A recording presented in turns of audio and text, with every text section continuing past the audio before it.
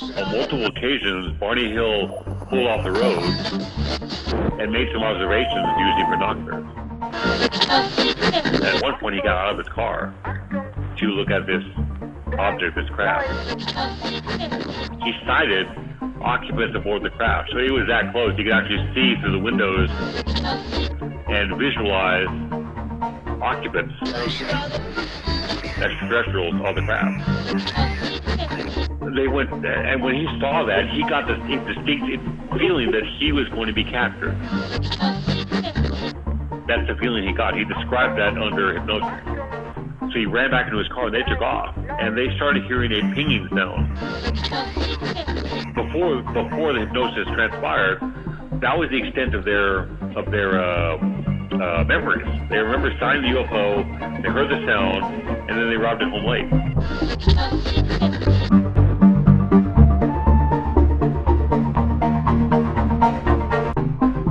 Hey everybody, it's Cam Brauer. Thank you for listening, and I want to ask you to please subscribe to the podcast. Tonight in the studio, I have UFO believer and skeptic William Pullin. We're going to talk about abduction and much, much more coming right up on My Alien Life. My Alien Life is recorded live from atop the Northern Rocky Mountains and is available on Spotify, Stitcher, iTunes, and everywhere fine podcasts are found. My website is at www.myalienlifepodcast.com. There you will find my email address, all previously recorded shows, and more. I am Cameron Brauer. This is My Alien Life, and the podcast starts right now. My Alien Life Podcast.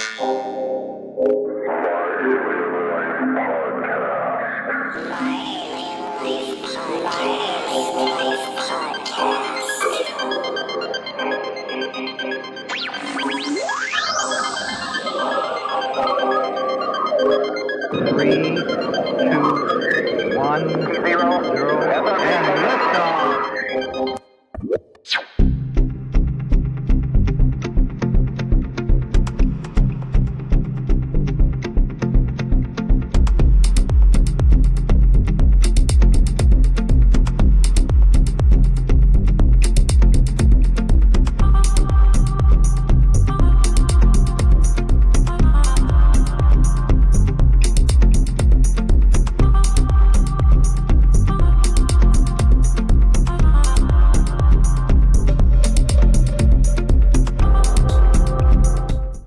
Tonight in the studio, my friend and UFO historian, lecturer, researcher, believer, and skeptic William Pullin. Mr. Pullin is a strong advocate of the scientific method and the extraterrestrial theory. Tonight we're going to talk about UFOs and scientific research, and William will provide some very objective insight and, as always, a lot of valuable information. William Pullin, thank you for joining me and welcome. Thanks for having me again on, sir. It's great to be here with you, Cameron. Yeah, how are you, sir? Good to have you along again. Recently, I had a great discussion with Tom Carey, and I know you've talked to him, and he stated, yes, nobody is sharing information because they want to write a book, promote themselves, and possibly make money. And we've talked about this before. Everybody's doing it, and if you think about it, other disciplines are kind of doing the same thing. So it's not that unusual for these guys to hold on to their information, right? No, it's not really unreasonable. I mean, after a book is written or a report or a peer-reviewed paper is submitted and is available for everyone to examine, then a total sharing of information makes sense. But prior to releasing the book, of course, the authors are going to want to be kind of hold the information close to the cuff, close to their chest, because they're waiting for the book to come out. That way they have kind of an ability to control the narrative and discuss the information that they dug up. Instead of having someone else potentially hit the ground running with their research they didn't do. So that kind of does make sense. But certainly in the UFO field, we do need more information sharing. That's always been an issue between either the government, the military, and also the different civilian organizations that have been in operation through the decades. So, and Tom is exactly right. In today's environment, with the selling of books and the appearances at different conferences as a motivation factor, motivating factor, excuse me, that certainly can affect the openness to share information, and at times it affects the integrity of the researchers too. So it can be a very negative situation. And Tom, he made no apologies. I mean, he basically, that was something that I didn't even have a question. I didn't question him about that. He brought that up on his own, and he stated that, yeah, he does hold on to that. And that's, it's part of what they do is when they're authors and writing books, etc. But you brought up the fact that what about the U.S. government and the military? I mean, obviously they have a potential for sharing. They know some things, and it would benefit a guy like you, right? Yes, it would benefit mankind, the general public. The military and the government have always been, they're not very comfortable sharing information. They use the term national security, and certainly there are things that should not be shared in the name of national security. But having said that, there are, I would imagine, and here I'm just making a general statement, I might be dead wrong, but I would imagine there's a voluminous amount of data, whether it's about UFOs or any other subject matter, that's held in a way that the public can't examine. It's top secret. It's classified. It's inaccessible to civilians. Is that a positive thing? I'm not comfortable with that scenario. I mean, they're spending our taxpayer dollars to keep things from us. Some things are reasonable. Most other things are not. I mean, if a UFO crashed in Roswell in '47, that's over 73 years ago. I mean, come on, what's the big deal about releasing the information now? Regardless of whether it was extraterrestrial or not, whatever transpired there, it shouldn't be that important that they couldn't release it by now. But I just don't think that'll happen. There's a lot of discussion about disclosure nowadays because of recent events the last 3 or 4 years. I just don't feel that the government or the military has any motivation to release anything they have at this point. But again, I hope I'm wrong. I might be wrong.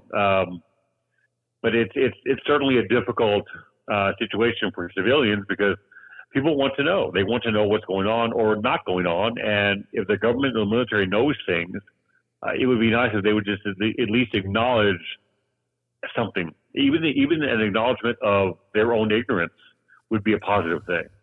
But we tend to get nothing from them, and that's not a good thing. Sure. And in many applications, information is power. And of course, we're under the radar, literally, or under satellite surveillance night and day from whomever. It doesn't really matter. But them thinking that we could possibly have this major power and force that isn't even something that can be measured, and I'm talking about extraterrestrial. Wouldn't that be a definite counter weapon to almost nothing? I mean, basically, it's almost like a Cold War, but we're using aliens and technology. Yeah, it's you're right. Knowledge is power. That's a great general statement that applies to any government, the way it interacts with its civilian population. I've always held the position that the initial cover-up of what happened in Roswell, regardless of what the ultimate explanation is, whether it was terrestrial, extraterrestrial, what have you, I think the motivation for the cover-up was aligned directly with the Cold War. If there was some technology there that was recovered, whatever the source was, it does make sense from a military standpoint to make sure your adversary does not have access to it. So if an event happened, and clearly an event happened, but whatever the ultimate explanation was, whatever recovered there, we really wouldn't want the Soviets to find out about it. Hence, a cover-up. So that scenario is a logical move for the military, regardless of whatever they recovered, be it extraterrestrial or not. And that control of knowledge gives them the ability to control us, control the narrative, control conversation, control the amount of knowledge we have. And it gets to the point where if the military or the government is engaging in a level of disinformation, and I've discussed this with some other researchers and individuals, there comes a point where that effort isn't needed anymore. I mean, the UFO community, and this is going to sound really negative, but the UFO community has done a good enough job providing its own disinformation to itself for about 20 years now, because we believe everything. There's no critical thinking. People don't do any homework, and I think part of that is the internet. People can just look things up on the internet without really thinking, and they find what they want to see and what they're researching, and they're happy. Instead of finding information and first thinking, okay, is this information valid? Is it legitimate? Or is this illegitimate information? They don't do that. They just accept it at face value, and it may be inaccurate information. But if it's accepted as valid, well, that doesn't get us anywhere either. So, you're right. Knowledge is power, but the consumption of knowledge, or the way we consume information, goes a long way to where we end up. And right now in this society, in this environment, we're not processing information correctly, or at least cautiously enough. Sure. Obviously, it makes it much easier for all involved if we share unconditionally, which is almost impossible. But how can we get the scientific community together to do this? And when I say community, I mean, a multidisciplinary approach by the whole scientific community. How can we get that to happen? How do we make it happen? Yeah, it can happen. Will it happen? I don't know if it will. It can, though. I take a personal approach to it as a professional researcher, as a historian, by simply conducting myself in a very professional way in my interactions with other people in the community, be it whether they're researchers or not, or if I'm at a public event. I have to look and act professional. Anything less is unacceptable, because it continues this perception that the UFO field is more of a pseudoscience instead of an actual legitimate investigative effort. So if researchers and authors would act more professional, more objective, more scientific, and more grounded, and use more critical thinking, that would make the field appear and be viewed in a more legitimate light, which would, as a result, possibly make the scientific community look at us in a more legitimate light. But since we're not there yet, they look at the UFO field like, oh, that's just paranormal, that's pseudoscience. We're not going to give them the time of day. That's where we've been since the 50s. So it begins from within. The change needs to come from within. It can happen, but I don't know if it will, because that kind of change doesn't sell tickets. Obviously, some of this information gets shared in the end. I mean, people actually publish books, and they're making films, and all we have to do is read some books. Is that all the information in the book, or they hold back until the next book? Do you think it's all available at the moment, or are we playing a constant waiting game for this information? I don't know. I think a lot of researchers. Yeah. I'm sorry. You can tell I'm very comfortable. No, that's true. I don't know. A lot of researchers, the researchers I know, some of the authors I know personally, on a one-on-one basis, tend to reveal the information that they have that they can verify, whether they're writing in a paper, a book, or presentation, or lecture, or whatever the case may be. They present as much information as they can, specific to the topic, specific to the book or the lecture they're giving, as long as they've been able to verify the information. Information they've not been able to verify, they will tend to hold back from releasing until they've done their homework, until that information is held up under scrutiny. Because otherwise, if they bring it out and then it's later proven incorrect, it puts them in a bad light, and which is a good thing and a bad thing. I mean, it's not a bad thing for a researcher to admit when they're wrong. It's not a bad thing for an author to say, this information in this book that I wrote 10 years ago has not held up after further investigation. That's the way it is. And somehow that's a bad thing in today's environment. But we all forget that our level of knowledge changes as time goes on. With further research, things we thought were true have been proven false, and vice versa. Our level of knowledge changes as we progress. And do researchers hold things back? I don't know, but I think possibly they do, because They're in the middle of furthering their investigations. I do think, though, the public does not read footnotes enough. They don't really look into the information that's actually given to them. Because I'm not sure, here I am being negative again, I'm not sure all authors verify all the information themselves. When they quote books from the past, they may not vet that information properly. And that's an issue too. But that's a long-winded way of saying I don't know. Well, and I think knowledge, again, is power. So if you give up everything, you know, it's holding back reasonably makes you think that you have something left in you and something to give you that edge. So I can understand why that would happen. Let's talk about some of the cases that you've looked at over the years, and we can look at how historically they were researched and how that research could look differently, maybe with new equipment, new methodology. One of the first abduction cases, of course, 1961, Betty and Barney Hill. Explain that abduction for everybody in the scenario here, and maybe what did the research look like in 1961 for that case? Well, Betty Barney Hill were a mixed-race couple, and they were abducted in late 1961. The story didn't come out until a couple years later. They were going on vacation in Canada, and they were driving home through New Hampshire. And they arrived home, and they were missing some time. As the story came out about the abduction accounts through hypnosis, the stories matched up between them. They were hypnotized separately by a Boston-based specialist, Benjamin Simon. And his conclusion was that they believed they had been abducted by aliens. He felt they believed wholeheartedly they had been taken aboard a flying saucer and experimented on. He did not believe in the reality of the event, but he believed that they believed it, which are two distinct things. But they arrived home and they were missing some time, and they both felt uncomfortable. They were unsettled emotionally, physically.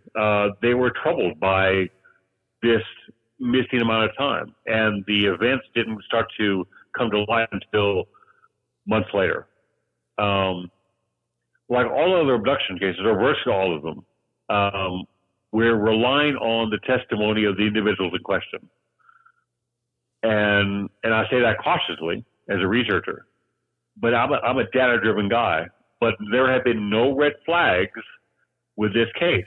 There's been no information that's come to light to show that either Betty Hill or Barney Hill hoaxed anything or lied about their experience.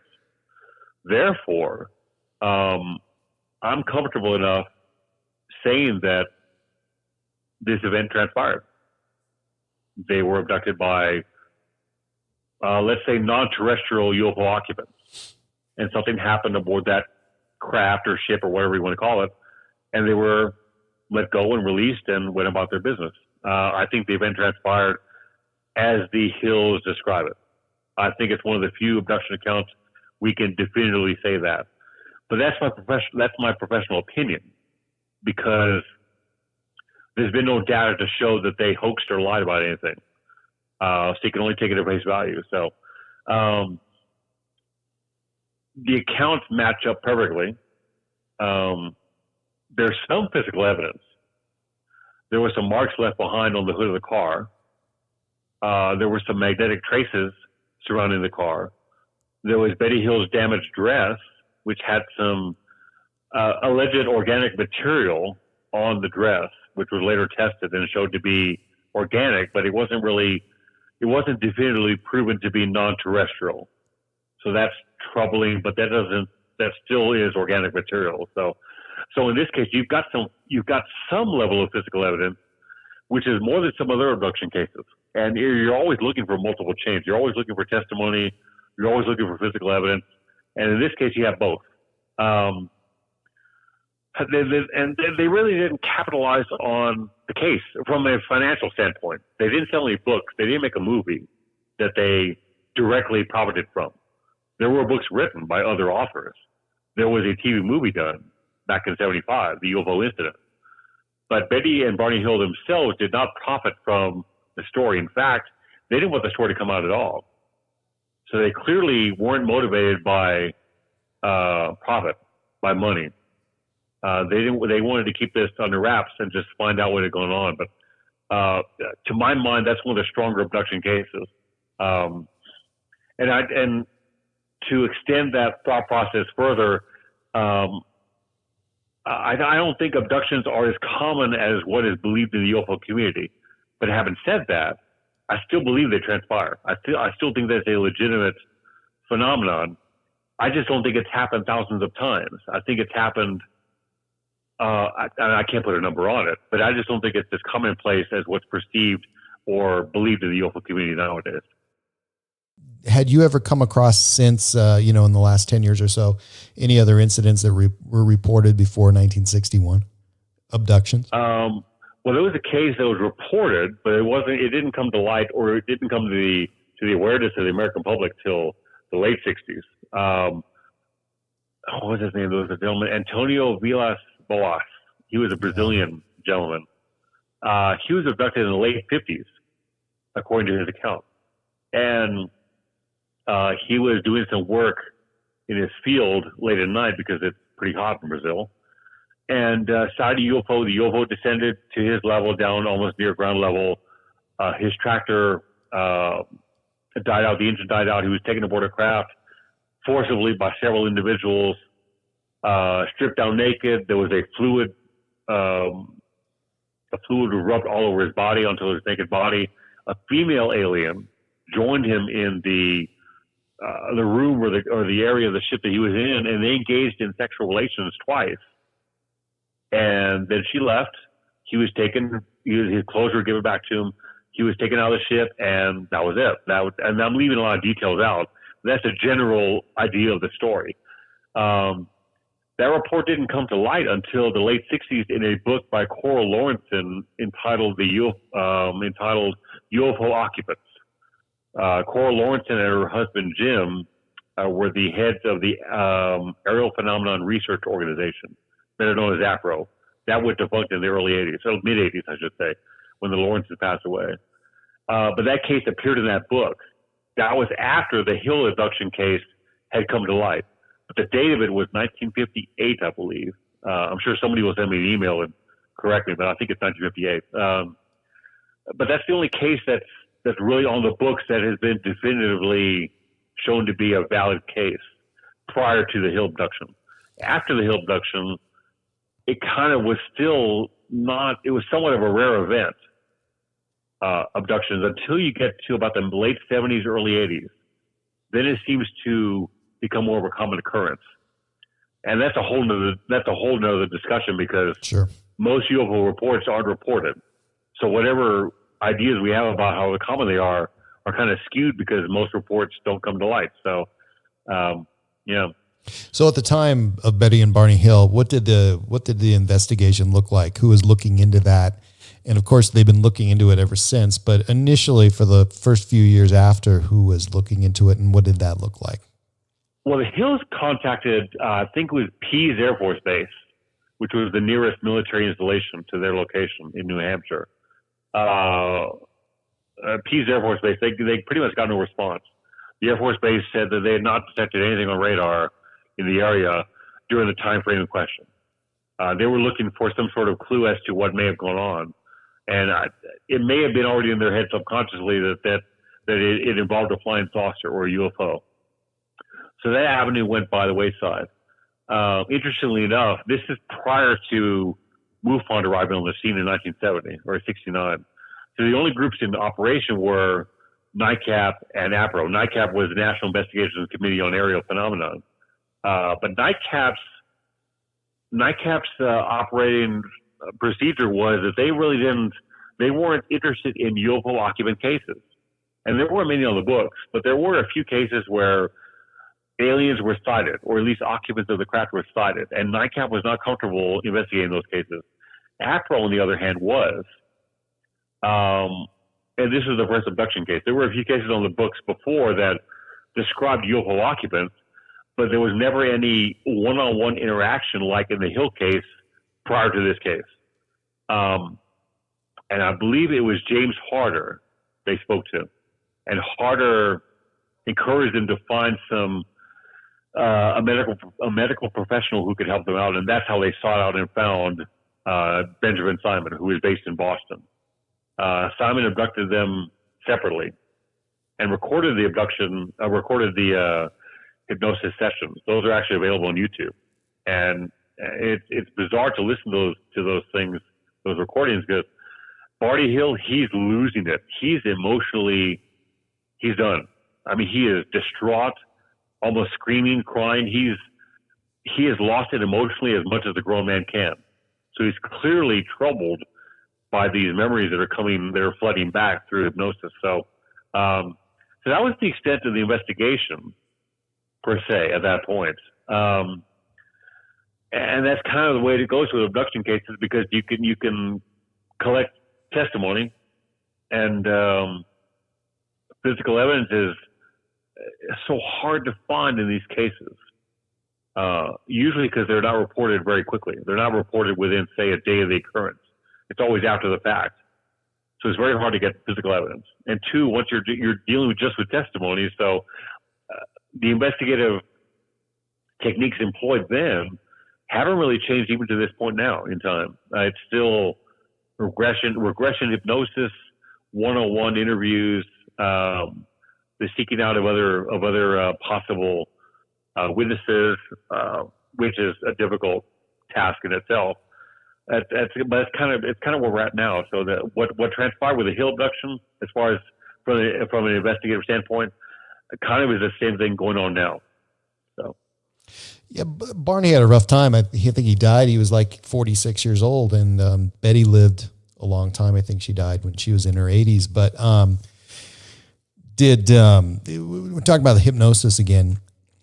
At that particular time, I mean, obviously hypnotists weren't trained in this sort of event. So do you have any information on what that event really, how that transpired, and what the aftermath was with the hypnosis?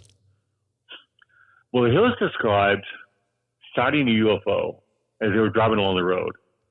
On multiple occasions, Barney Hill pulled off the road and made some observations using binoculars. At one point, he got out of his car to look at this object, this craft. He sighted occupants aboard the craft. So he was that close. He could actually see through the windows and visualize occupants, extraterrestrials on the craft. They went, and when he saw that, he got this distinct feeling that he was going to be captured. That's the feeling he got. He described that under hypnosis. So he ran back into his car, and they took off, and they started hearing a pinging sound. And before the hypnosis transpired, that was the extent of their memories. They remember sighting the UFO, they heard the sound, and then they arrived home late. But under hypnosis, they were pulled off to the side of the road. They were taken aboard the ship by several individuals. They were described as having cat-like eyes. Barney Hill described their uniforms as looking like Nazi-style World War II uniforms with caps on, which is very interesting because, one, a great majority of individuals that are described as being extraterrestrials don't wear uniforms. Certainly not uniforms that look like modern military uniforms.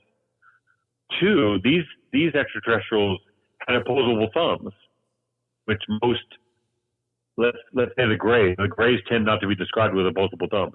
They have 4 fingers or 3 fingers, that's it. The Hills both described opposable thumbs. And three, they described these extraterrestrials as having cat-like eyes and pupils, not the normal almond-shaped black giant eyes that are common to how Greys are described nowadays, like the cover of Willie Strieber's book, Communion. Yeah. That kind of look. So that's a distinct difference from what was described in later decades. Barney Hill evidently, and Betty Hill described this under hypnosis, that the aliens seemed to be troubled or had trouble understanding the differences, 1, between their genders, 2, between the sexes, and 3, the fact that Barney had false teeth. The aliens were unaware; they were unable to understand those things. the aliens evidently were uncomfortable with or unable to understand the concept of time. So there's a few things there that seem common sense to us in our typical mundane lifestyles here on Earth, that these individuals, these extraterrestrials, were unaware of, which may say more about them than us. If we're making those kind of statements, it may tell more about themselves as a species or a society than it says more about us. But they were examined separately. Betty Hill was given a pregnancy test, what she described as a pregnancy test. A needle was inserted into her navel in the process of her medical examination. And interestingly enough, that procedure was not known to medical science for another half decade. So that's an interesting point of contention with this case. She described a medical procedure not known to science for a few more years after that. So that's very interesting. Barty Hill fainted before he was on board the craft. So he was clearly already emotionally distraught by this whole situation. Eventually, they were both taken back onto the craft, back into their car, where their Datsun Delphi was waiting patiently in the back seat, and they drove home. So that's leaving out a lot of details, but that's kind of the general idea of what they described under hypnosis. And I guess one other detail I left out, which was kind of important, was at some point Betty Hill wanted proof of the abduction, and the leader, or at least the extraterrestrial she thought was the leader, was going to allow her to take a book home. But when the crew found out about that book that Betty Hill was going to take home, they took it from her. And evidently she was a little upset about that happening. She wanted proof to take home about what happened here. But and at some point in that scenario, she was shown a map of the local star groups around Earth. And there were lines and dotted lines and different things drawn on the map that meant different things to the extraterrestrials. One evidently was trade routes. The other one was exploratory trips to other star systems, one of which was to our star system. And evidently under hypnosis, Betty Hill described a conversation. And it wasn't really stated whether the conversation was verbal or a form of mental communication. But she asked, the extraterrestrial that she felt was the leader asked her to point out her sun, her star system, and Betty Hill was unable to. And the leader of the crew basically said, or was reported to say, that, well, there was no point in telling her where we came from if you can't point out your own star system. And that's come under fire in later decades. But it's a fascinating case, but because so much was recovered through hypnosis, so many details that some have held up under scrutiny. So it's still a strong case, despite the naysayers. How do you think that should have been handled? I mean, if that happened today and you were a lead investigator on the team, what would that look like now? Well, I'm very uncomfortable with hypnosis because medical professionals don't know how it works. And there's a lot of people in the community, in the research community, that are conducting regression hypnosis, but they're not medical professionals. To my mind, they're not qualified to do that.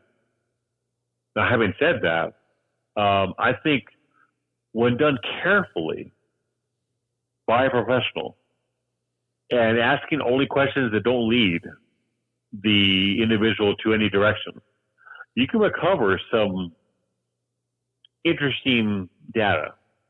You can recover some interesting memories that can possibly corroborate some level of physical evidence. The fact that they were hypnotized separately goes a long way.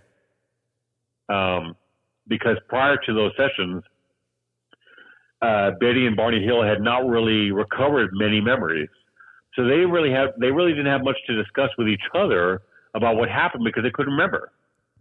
If they remembered a lot of the case, a lot of what transpired, then they could have possibly tainted each other's memories because of all the conversations they had. That didn't happen.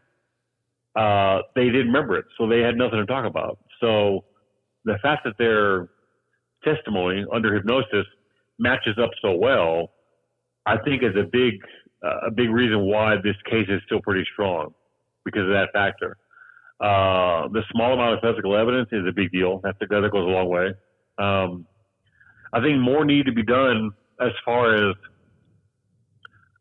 tracing or trying to track down any possible radar traces, not just Pease Air Force Base, in an effort to possibly triangulate where this UFO may have been.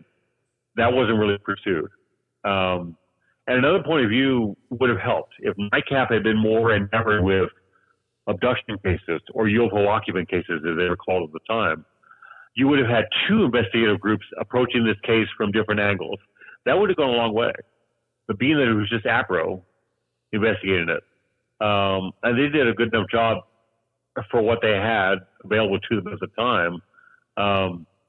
The case was investigated in a pretty objective way for its time period. There are clearly things we could have done better. More could have been done with it. But in the grand scheme of things, it was investigated in a pretty legitimate way for being at, 1961, 62, 63. It was done pretty well for the time frame. I don't really have any trouble with the way it was investigated, beyond my cautious approach toward hypnosis. But beyond that, I think they did a good job.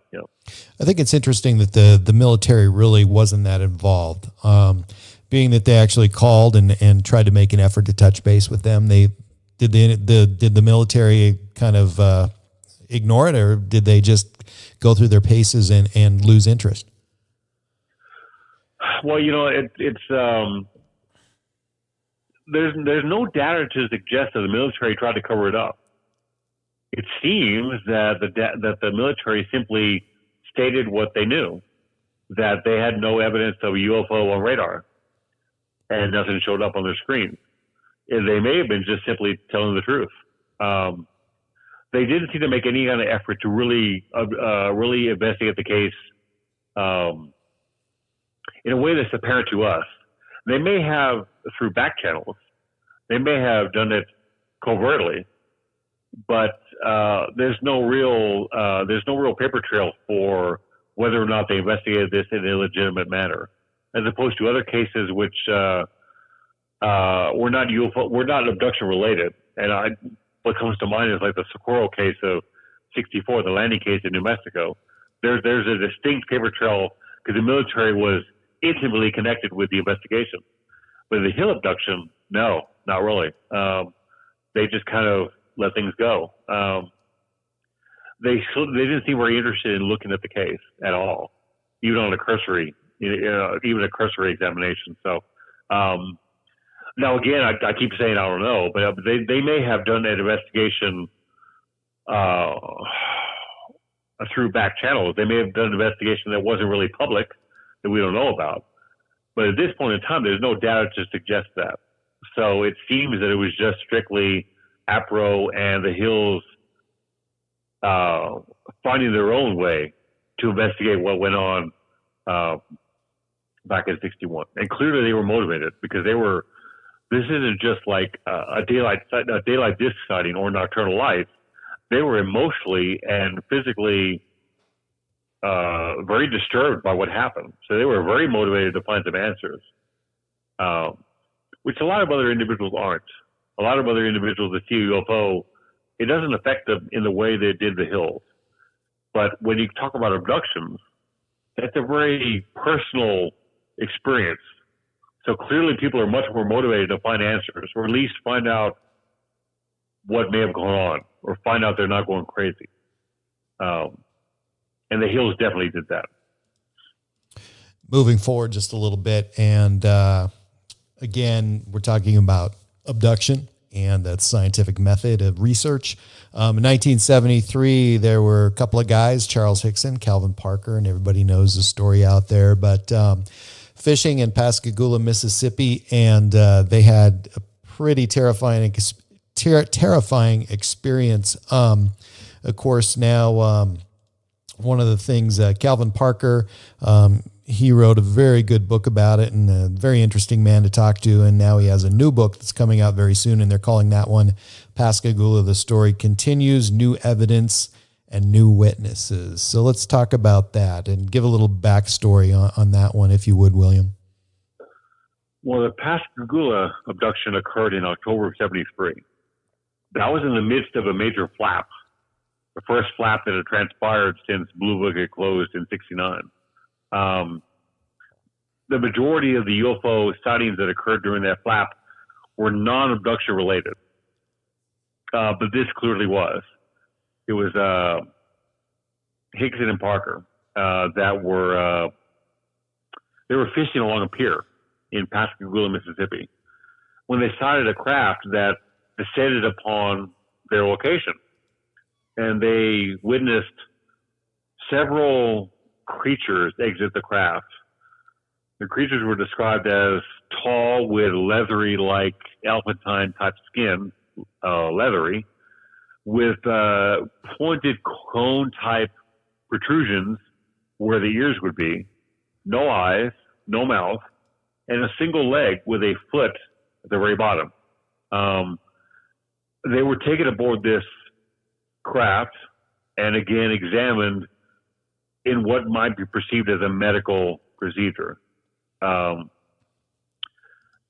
I'm drawing a blank here. I know one of the individuals, I don't know if it was Parker or Hickson, fell unconscious during the encounter. Again, because it's such a traumatic experience, that kind of would explain why that happened. The encounter didn't last very long. The majority of these abduction accounts seem to last, at best, maybe 2 hours. It's not a protracted amount of time. People are gone. If we end up discussing Travis Walton later on tonight, that was a different scenario. But again, the Pascagoula encounter, same thing, not a very long time. The two individuals were taken back to the pier, released there, and the craft disappeared into the sky. They ended up calling the police.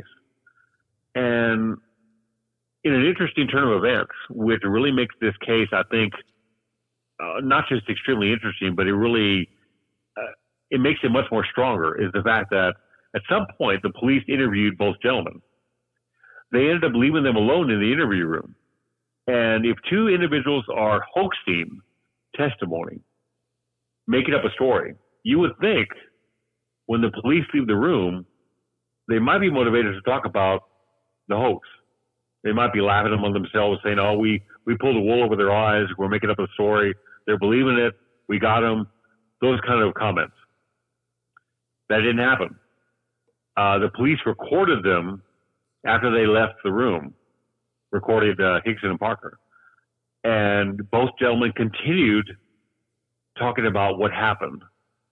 They continued with their commentary that was emotional, disturbed. They were very upset, distraught about what happened.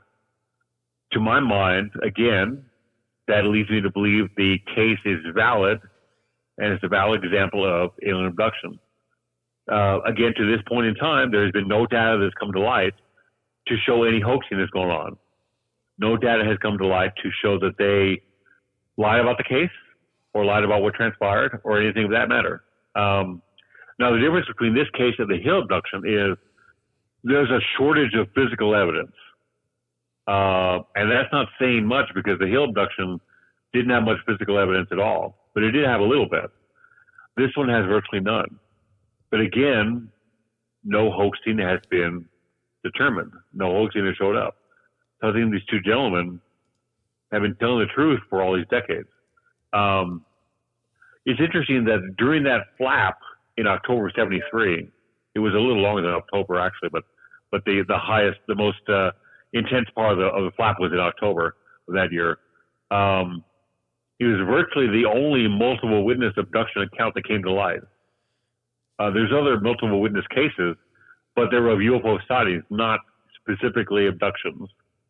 So that's quite interesting about this case. So, in my mind, it's one of the stronger cases on the books. And again, it was at this point in time, APRO and NICAP were still in operation. NICAP was still not enamored with abduction cases. APRO was still comfortable with it. MUFON was getting its feet wet with UFO abductions, but I'm not sure if they really investigated this case as well as NICAP or APRO did. Part of that may be because MUFON had only been around about 4 years at the time, so they may not have had any teams to examine this case. So, I think one of the most remarkable things to me is the amount of publicity that this got, and the amount of people who were there. I mean, obviously they had the local law enforcement doing an interview, but there were subsequent interviews, and the story stayed the same, and it was known all over the U.S., right? Yeah. Yep. The story had some legs under it. You know, it was well known. It was, there's been a few cases like that. The Socorro case was well covered in the news. This case was well covered. The Travis Walton event was well covered. How did the publicity though get out so fast on this one? Any idea? I mean, it was coast to coast, and it didn't take that long. And back then, you know, we didn't have internet, and we had phone, we had radio, and it was huge. Any idea how that and why it got so big? My gut tells me that it was a small town, everybody knows each other, and that someone in the police station or multiple individuals there just talked to the media. There wasn't really an effort to keep it secret. So I think people just ran with it, and the information was out there, and it just ran. It just exploded. You're right about the testimony. The testimony's held up. Again, the story has not changed during multiple interviews by investigators and other individuals that have talked to Hickson Parker, Charles Hickson and Calvin Parker, excuse me. I finally got their names right in my head. Their story has not changed, not at all. The details have not changed. You would think if they were hoaxing this or making it up, that details would change, or they would add details as time went on. That's usually what happens when people hoax something. They add details to make the case more exciting, make the case more viable for media coverage. This did not transpire. Again, I feel it's a valid case. This is after Blue Book closed, so Alan Hynek was free to investigate cases in a more objective light as opposed to being under the thumb of the Air Force. So by this time in '73, I believe he had already established the Center for UFO Studies over in Evanston, Illinois. He examined the case. I don't know how thoroughly he did, but he felt it was a legitimate case of alien abduction. And Hynek, being a scientist, was a cautious individual. But for him to make that statement, I think speaks volumes. And now today, with the new books coming out, the case has gotten kind of re-examined after having been not forgotten, but not really looked at thoroughly for a few decades. And it still holds up. It's still a valid case. It's an important case. It's a part of a major flap, and it's kind of a cornerstone case. There's a few abduction cases, and we've discovered two of them already tonight, that are kind of the cornerstones of the abduction scenario, because they're held up under scrutiny and intense scrutiny. There's been an intense effort to find any evidence of hoaxing, and none has come to light. So to me, that says valid case. They even have Philip Manilow, who's been working on the new book with Calvin Parker, has been contacted by a firsthand eyewitness, and she says she was on the opposite side of the Pascagoula River the night that was gone on record for this abduction, and saw one of the gray humanoids depart from back across the river, and then she also saw a UFO take off at high speed. So, this is developing news as we're actually talking about it tonight. That's something that's going on now, and it'll be interesting to read that new book about Calvin Parker when that comes out soon. It's always good when we get more information. Again, we have to vet the witness, we have to vet the information, but if we're able to find more information, we're able to find independent witnesses, that adds strength to a case, because it gets it away from a single witness scenario or two witnesses. It becomes multiple witnesses, some of which were not involved in the abduction.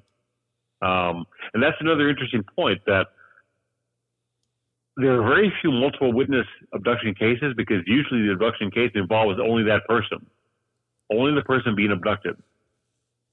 On a few rare occasions, you get a witness that witnessed the abduction from afar. And that's the case here in Pascagoula. So that goes a long way. That's making this case that much stronger. So there's something to be said for re-examining old cases, because you can find more sources of information. That goes a long way. And of course, a couple of years after that, a very, very widely heard of abduction incident that was the victim was Travis Walton. And that was on November 5th, 1975 in Arizona, which to me, this one is unusual because Travis Walton, it wasn't a 2-hour abduction. He was gone for a while. How long was he gone? I think 5 days. Yeah, it's from that point alone, that standpoint alone, this case is quite interesting, because you're not talking about an event that took place over a few hours. You're talking a week almost. It's a whole different animal now. Have you ever met Travis Walton? Yes, on multiple occasions in Roswell. Yeah, he's a very laid back, quiet gentleman. Very laid back.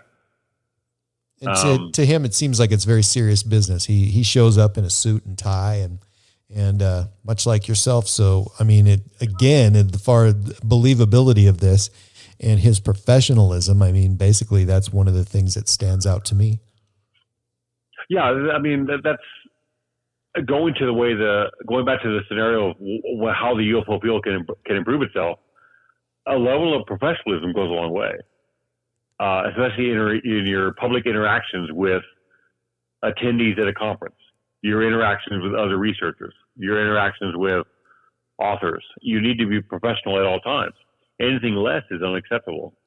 And so Travis is a very professional guy. Suit and tie, cordial, polite, accommodating, very quiet, laid back. If he wasn't asked a question, he may not utter a word. He's very quiet, very cordial, very polite. I find him believable. Yes, there are some red flags in the case, but there are with every UFO case. I mean, that's just the nature of the animal. So, but it's clearly affected his life, because he describes himself prior to the abduction as being a typical wild, fun-loving, I guess wild is the wrong word, energetic, young, youthful, 20-some-odd-year-old man. After the abduction, he changed. He changed into the quiet gentleman he is today.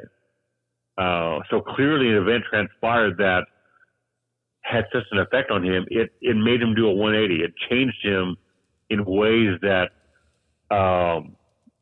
go above and beyond just his physical appearance, go above and beyond his emotional well-being. It affected him as a person in a very deep manner. So a thought-provoking case, to say the least. Yeah, and I think to me, and Calvin Parker obviously was one of the first UFO stories that I was able to hear of. When I was a kid and at home back in the day, we had a radio station and they actually had a UFO report, and I got to listen to that. And of course, the second one was Travis Walton, and that was a story that they had on in multiple days. And those two stories, I remember being terrified as a kid because, I lived in one of those places where, this Montana endless sky and these deep, deep dark nights and no street lights. So it was pretty amazing place to be able to see weird things in the sky. So, so what actually happened after Travis Walton, after he made his reappearance or emergence from this abduction?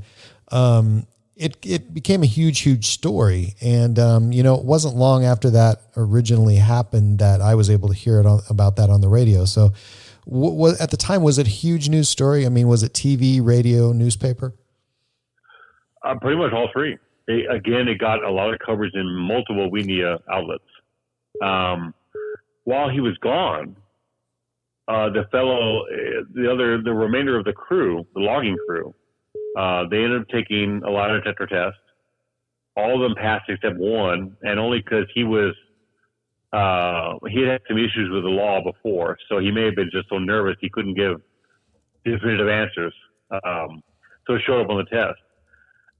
So they made themselves available for examination. They weren't hiding anything, but they had no idea what transpired. This is an interesting case because the UFO was sighted by multiple witnesses. Everybody at the crew saw it from their truck.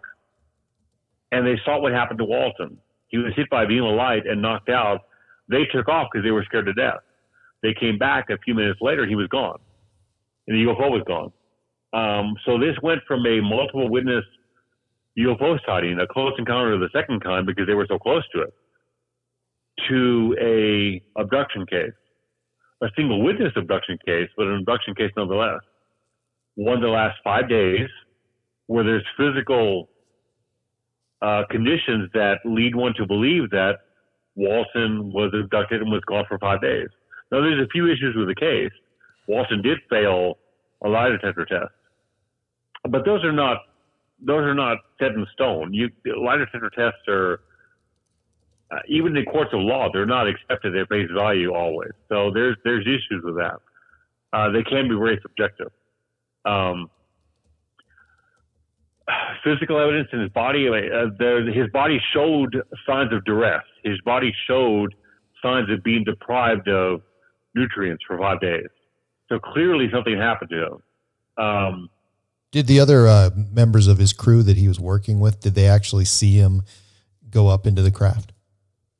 No, he was struck by a beam from the craft, knocked out. They assumed he was dead. They drove off. And that was the last they saw of him. When they returned to the field or the open area in the forest where the sighting took place, he was gone and the UFO was gone. There was no sign of him. So they never saw him taken into the craft. So what was their reaction? And did they notify authorities? And was it a full scale search for Travis Walton at that point? They did. They notified authorities pretty much immediately, and there was a search parties taken out to the site on multiple days, including search dogs. No sign was found of Walton. Not a trace. Not even set. Nothing. Wow. So they were very cooperative. Law enforcement was involved, and there was no sign of Walton. Of course, law enforcement is going to make the first logical assumption that they somehow were involved directly with his disappearance, which is not unreasonable. I mean, but there was no data to support that. So that idea went by the wayside, particularly when Walton reappeared, when he came back from wherever he was. So they informed the police almost immediately. So there was no cover-up as such. There was no reaction to what are we going to do? What are we going to do? They immediately went to the police. They were scared to death. And even, what was his name? Alan Dulles, who is the individual who flunked the initial lie detector test. And he actually passed one almost a decade later with flying colors. Even he, who had run-ins with the law, had no qualms about informing the police because of what happened. It was such a traumatic experience that they all immediately reported what they saw. And this is another case of a small town, Snowflake, Arizona, that everyone knew each other. They had known each other for decades. It's like everyone was one big family. So they were very comfortable reporting this thing. It cast those gentlemen in a difficult light because not everybody in the town believes them. They thought they had murdered Walton. They thought they had abducted him and something. So they were making up the case. There were also some stories around this that weren't true. But despite the potentialities of those negative stories, they still went straight to the police, and there were search parties taken out there on multiple days and nights, and nothing was found. And then Walton reappears after 5 days. He called, I believe it was his sister's house. His sister was married. No, his sister-in-law's house. Called and they picked him up. He was several miles out of town, and he had been through the ringer, to say the least. Right. So, but again, no sign of hoaxing. No data has come to light to show that this is a hoax. So, again, a cornerstone case. One of the things I'm reading right now is it says that Walton, his older brother, and his mother were described by the Navajo County, Arizona sheriff as longtime students of UFOs. Does that mean after or previous? Were they UFO enthusiasts before this actually happened? They were enthusiastic about it before. Yeah. So there's also a thing that was going on at the same time. The National Enquirer awarded Walton and his coworkers a $5,000 prize for best UFO case of the year. Is that they actually had to pass a polygraph test? And that was alleged. I don't know if they actually collected that reward. I don't know. That reward was out there. The Enquirer was offering that. I don't remember that. Yeah, it was. Yeah, I recall that distinctly. Yeah, they were enthusiastic about the UFO issue. Travis Walton had actually watched ironically, the UFO incident, starring Stell Getty and James Earl Jones, which was a TV movie based on the Betty Barty Hill abduction. He had watched that. I think that was a few weeks before the abduction. Does that taint his testimony? I don't know. I don't think so. Certainly it could. But just because someone is enamored with the UFO topic doesn't mean they're going to hoax something. Doesn't mean they're going to make up information. Were they aware of the UFO phenomenon? Yes. Were they fans of, or were they enthusiastic about the topic? Yes. But again, do I think they hoaxed this? No, they didn't. They were just part of an event that transpired that changed their lives, especially Travis Walton changed his life completely. So, and that's a question that comes up sometimes in UFO cases. Are you aware of the UFO phenomenon? Do you have UFO books? Do you watch UFO TV series? As if that taints their testimony, as if that makes them more liable to hoax something. And I don't think it does. But that's my personal opinion. So in this case, yeah, he was aware of those things, but it didn't seem to influence what he described at all. Has he been making a living off this ever since, or did he have other employment afterwards? Well, he was helping his friend Mike. I mean, the last name is escaping me right now. In finishing up log cutting contracts around the area. So that's how he was making a living, with that and small log jobs. After that, I'm unaware of how he made a living. Now, at this point in time, Travis has been very active in the UFO circuit, as I would say. He's at a lot of conferences, he's at a lot of festivals, makes a lot of appearances. Is he paid for those appearances? I don't know. I mean, that's his own private business. I don't ask him that. That would be unprofessional on my part to ask for those things. Is it a legitimate question? Yes, it is. But I don't know if he can really make a living on the UFO circuit per se, unless you're one of the big names that's writing books and making every appearance and is on TV shows and is really out there. My mind goes to like someone like Corey Good or some of these Ancient Aliens guys that have a TV show and books and appearances. Then I might think, okay, this guy's making a living doing this.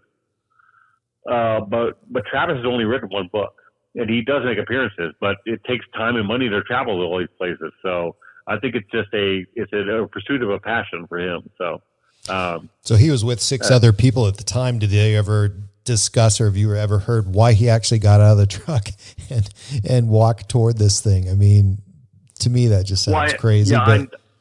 Yeah, I know he discussed with his friend Mike, and again, I can't believe I can't remember the guy's last name, and I apologize to the listener. They discussed it at length because they were good friends, and Travis has stated multiple occasions, and he's told me in person in Roswell, he has no idea why he exited the craft. No idea. If he had to do it over again, he would not have done that. He realizes how foolhardy it was, but it happened. They're young, I think he young just guys. was fascinated by it. Yeah, young guys. Yeah. Young, inexperienced. He just saw a UFO, decided to go out and check it out, and things happen. I think in those kind of scenarios, it might happen to all of us. If we saw a UFO 100 feet off the ground, we might exit our car or leave our house to go look at it and not really think about the ramifications of our actions. But I think that's what clearly happened to the young guy. Curiosity got the best of him. It just happened that he ended up getting caught up in a life-changing event as a result of that. Mike Rogers, is that his name? Mike Rogers, yes, sir. So he was. You got it. They had. It was Travis and then 6 other guys, and I think I'm thinking that they worked for Mike Rogers, but and Mike Rogers I know might have been the boss, but logging crews are an interesting group of people, and I could see him getting out of a truck and they are checking out a UFO hovering, or at least either a bet or a dare, because you're right. Yeah, you're right. Mike Rogers was the head of the crew. He was responsible for the contract. They were behind schedule, by the way, when this happened. So he was already under duress. So they were working long hours. Right. So, and this happened just after sundown. The sun was still visible, low in the sky or low on the horizon between the trees, but there was already no light pollution. So what they saw was definitive and right in front of them. So, but you're right. It was Mike Rogers seemed to be the elder statesman of the group, but they were all young guys. Some more experienced than others. Alan Dulles, because of his interactions with the law, clearly was the most experienced of the guys, and I use that word cautiously. He had lived the hardest life of the guys, but beyond that, they were all young guys, so they were clearly one, curious, but two, just taken aback by this. I mean, seeing a UFO at close range is not an everyday event, so it affected all of them. I don't know if they have any interactions with each other now. I don't know if they remain friends or not. I know Travis and Mike Rogers were close at the time. I don't know the state of their relationship now. I know there's I don't know, maybe 1 or 2 of them that actually travel around and make appearances too, don't they? I know there's even at least one, but I don't think it's Mike Rogers who makes those public appearances at UFO events. Yeah, but somebody you're does. Right. Yeah. One of them does. I can't recall the name. I guess I'm having a bad name with names tonight. But I'm a bad little, time with names. William, I'm a little off myself. You were actually on another show last night, I think. So you got like 2 in a row under your belt. Oh, I'm pretty active. You are pretty active, yeah. So it's a privilege. I'd never take it for granted. So yeah, it's awesome. I enjoy listening to you. I listen to you every chance I get when I see you're on. But one of the things that these, Calvin and the Hills and Travis have in common, again, we talked about regression therapy and hypnosis. So is it actually a therapy that they're undergoing, or is it actually hypnosis to try to pull these memories out of there for somebody else's information? Well, I mean, even their own. A large amount of data and testimony has been recovered through those efforts. But it's very difficult to not lead somebody under hypnosis. It's very difficult to word your questions carefully and not get them going in a direction that the hypnotist may have. They may already have a bias. They may already have a motivation to confirm a case or not. That's a slippery slope. It's very difficult to maneuver through that without leading the the person under hypnosis. Two, I discussed earlier the fact that medical professionals don't know how this works. And so you and I, who are not medical professionals, we have no idea. So trained individuals don't know either. That's troubling, because you have, and not everybody, but there are certainly unqualified individuals practicing this technique. That's very dangerous, because can we rely on that testimony as being valid and objective? I don't know. That's certainly a legitimate question that needs to be asked, and I never hear that question asked. I certainly wouldn't want somebody unqualified to work on my car. We wouldn't want somebody unqualified working on an F-16. But somehow unqualified individuals conducting hypnosis, no one seems to have a trouble with that. I find that troubling. That should be addressed at some point. Well, especially when they're pulling out very sensitive information that's obviously something that was very traumatic, and there are people that feel like they were victimized. So Sure. Again, that's a type of abuse, and I think that would be hard on somebody if it wasn't done properly. Yeah, I agree, and then it's a very sensitive issue, but is every alleged case of alien abduction actually alien abduction? Is it reasonable to assume that everyone who claims, or everyone, I shouldn't use the word claims, that everyone who feels they've been abducted by extraterrestrials, that have experienced something traumatic and emotional, is every one of those cases legitimately explained by an extraterrestrial source? I don't know. Because there are other, and again, I'm not qualified to talk in that direction because I'm not a medical professional. But having said that, I've done enough research to realize that there are medical conditions out there that have characteristics that produce things that are similar to alien abduction. The first thing that comes to mind is sleep paralysis. So, can we accept all testimony at face value as alien abduction? I think we shouldn't. We should be cautious and realize that not all of these are extraterrestrial in origin. But that needs to be done in a very sensitive way, because we're dealing with people's lives here. We're dealing with people's memories. We're dealing with people's well-being. And that certainly deserves a high level of caution, a high level of sensitivity when dealing with this kind of stuff. But from a researcher standpoint, we need to be cautious and realize that not all of these are alien abduction, not all of them. I mean, because if they are, that's unreasonable too.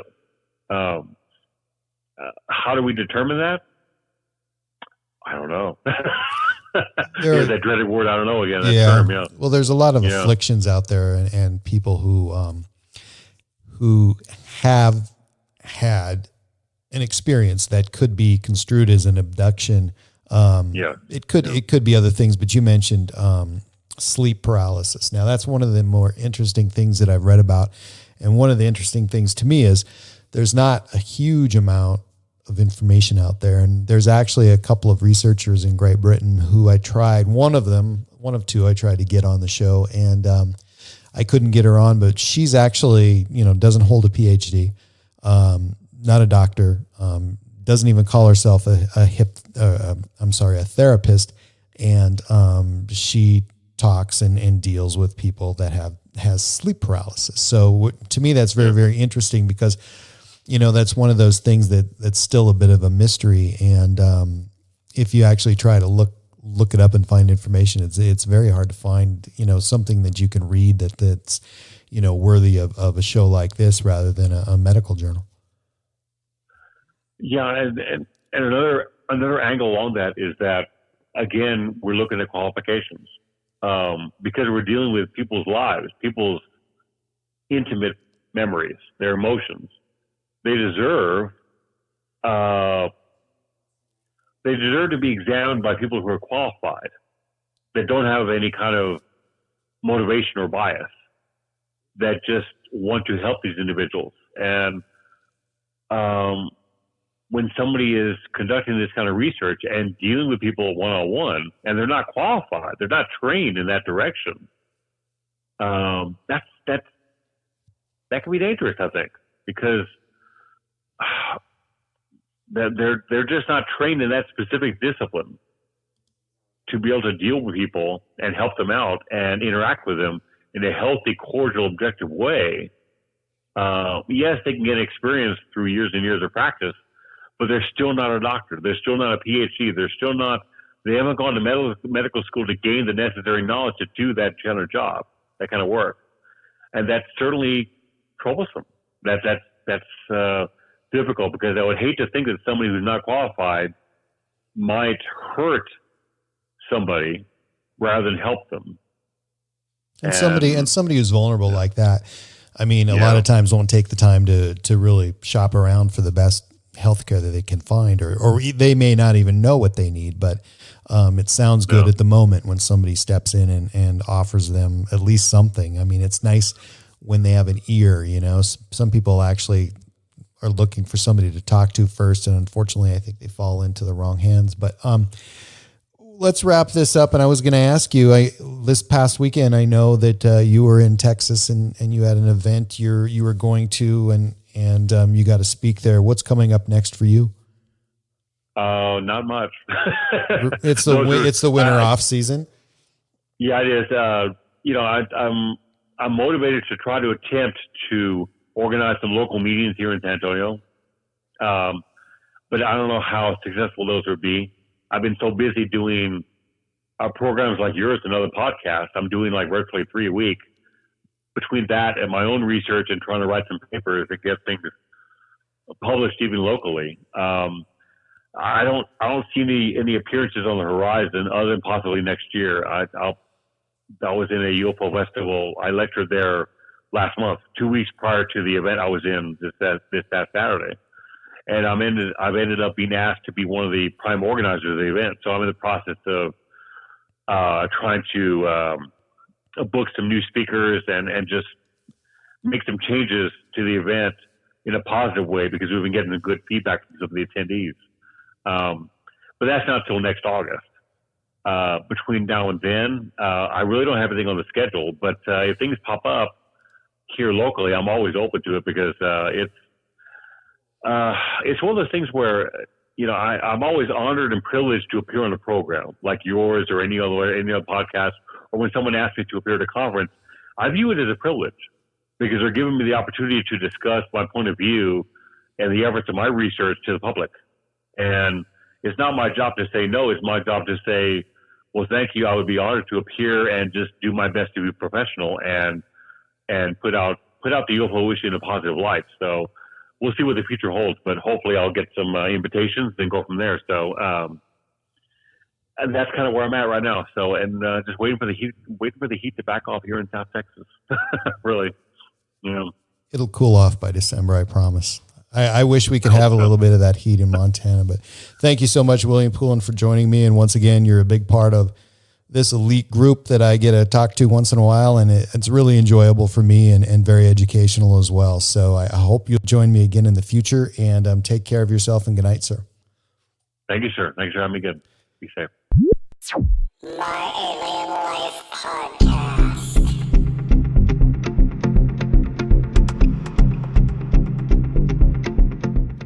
You can find my website at www.myalienlifepodcast.com, and please subscribe to my latest downloads at iTunes, Spotify, Stitcher, and at podbean.com. And please follow me and like me on Facebook and Twitter. My Alien Life is written and produced for broadcast at Studio 254 in the Northern Rocky Mountains. The music you are hearing is produced and created by ELEON. You can find all ELEON's work online at Heart Dance Records.